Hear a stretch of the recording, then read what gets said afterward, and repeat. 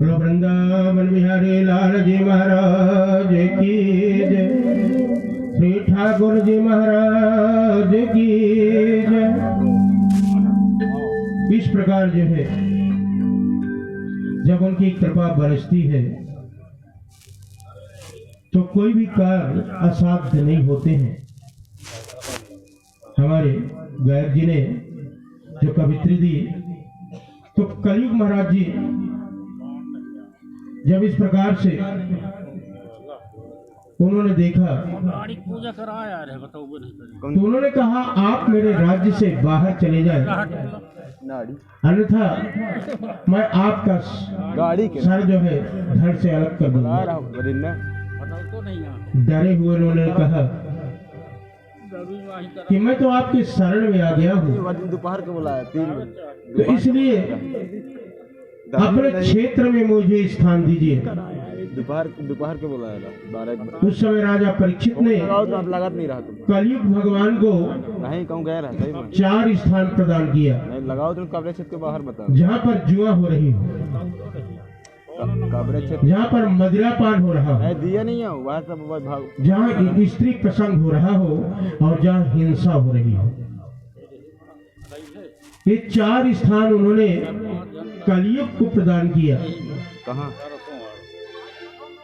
कलयुग महाराज जी ने कहा कि चारों स्थान मेरे लिए श्रेष्ठ नहीं है, कोई अच्छा स्थान दीजिए। उन्होंने कहा मैं आपको सोने में स्थान देता हूं। आज देखिए सोने के लिए माताएं कितने लोलुप रहती हैं। हार बन गया तो कान का बनवाएंगी, कान का बन गया तो नाक का, फिर अंगूठी बनाएंगी। इसी प्रकार जो है सोना के लिए आदमी, तो उसमें कलिकाल का बास आज भी है। 5वां स्थान उन्होंने सोने में दे दिया।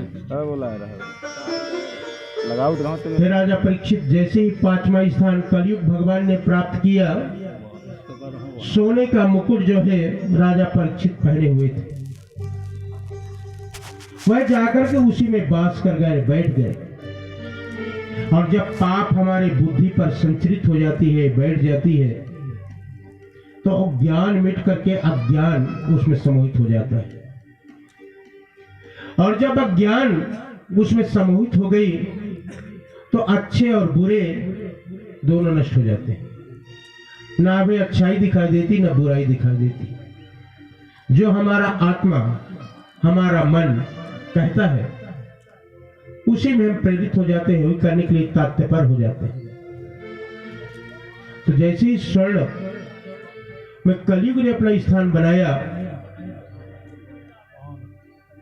उस समय राजा की बुद्धि कुंठित हो गई। उनको प्यास लगी थी, शिकार कर रहे थे, आखेट में दौड़ते हुए उनको प्यास लगी। वहां पर समिक ऋषि का आश्रम था, वहां पर वह गए और जाकर के कहा ऋषि तन्मयी भावना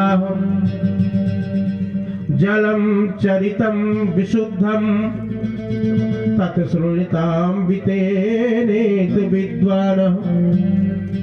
उन्होंने कहा हे ऋषि, मैं प्यासा हूं, मुझे जल चाहिए।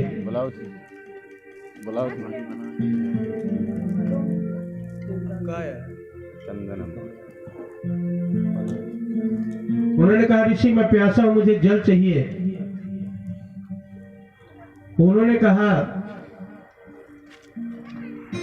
उस समय योगीमयी अवस्था में होने के कारण समिक ऋषि ने उनकी बातें को नहीं सुना।